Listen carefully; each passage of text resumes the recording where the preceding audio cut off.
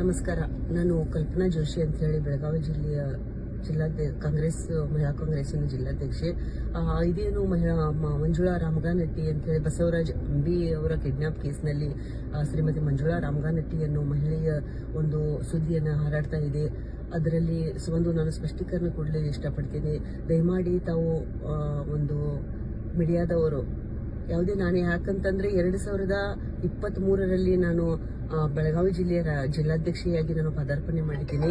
ಅವಾಗಲಿಂದಲೂ ಇಲ್ಲಿಯವರೆಗೂ ತಾವುಗಳು ನನ್ನ ಫೋಟೋಗಳನ್ನು ಆಲಿಸಬಹುದು. ನಾನು ಬಂದಾಗಿನಿಂದ ಸಿಕ್ಕಾಪಟ್ಟೆ ನಮ್ಮ ಕಾರ್ಯಕ್ರಮಗಳು ಬೆಳಗಾವಿ ಜಿಲ್ಲೆಯಲ್ಲಿ ಮಾನ್ಯ ಶ್ರೀ ಸತೀಶಣ್ಣ ಜಾರಕಿಹೊಳಿ ಅವರ ನೇತೃತ್ವದಲ್ಲಿ 4 ಸಲ ನಾವು ದಿಲ್ಲಿಗೆ ಹೋಗಿದ್ದೀವಿ, ಬೆಂಗಳೂರಿಗೆ ಹೋದಿವಿ, ಲೋಕಲಲ್ಲಿ ಕೂಡ ಕಾರ್ಯಕ್ರಮ ಕೊಟ್ಟಿವಿ. ನಾವು ಒಂದು ವಿಮಾನದ ಮುಖಾಂತರ ನಾವು 100 ಜನ ಮಹಿಳೆಯರನ್ನ ನಾನು ಬೆಳಗಾವಿಯಿಂದ ದಿಲ್ಲಿವರೆಗೂ ಕರ್ಕೊಂಡು ಹೋದೆ ಅವರ ನೇತೃತ್ವದಲ್ಲಿ. ಸೊ ತಾವು ಎಲ್ಲ ಅದನ್ನ ಫೋಟೋಗಳನ್ನು ಆಲಿಸಬಹುದು, ಫೋಟೋಗಳನ್ನು ತೆಗೆದು ನೋಡಬಹುದು. ಆ ಮಹಿಳೆ ನಮ್ಮ ಒಂದು ಸಂಘಟನೆಯಲ್ಲಿ ಎಲ್ಲೂ ಕೂಡ ಕಾಣಿಸಿಕೊಂಡಿಲ್ಲ. ಸೊ ದಯಮಾಡಿ ನಾವು ಮೀಡಿಯಾದವರಿಗೆ ಒಂದು ಕ್ಷಮೆ ಕೇಳ್ತೀನಿ. ನಮ್ಮ ಪಕ್ಷದ ಒಂದು ಹೆಸರನ್ನ ಡ್ಯಾಮೇಜ್ ಮಾಡಲಿಕ್ಕೆ ಪ್ರಯತ್ನ ಪಡಬೇಡಿ. ನಾನು ಬಂದಾಗಿಂದ ಯಾವುದೇ ಒಂದು ನಮ್ಮ ಕಾಂಗ್ರೆಸ್ ಪಕ್ಷದ ಪದಾಧಿಕಾರಿ ಆಗಿಯೂ ಇಲ್ಲ.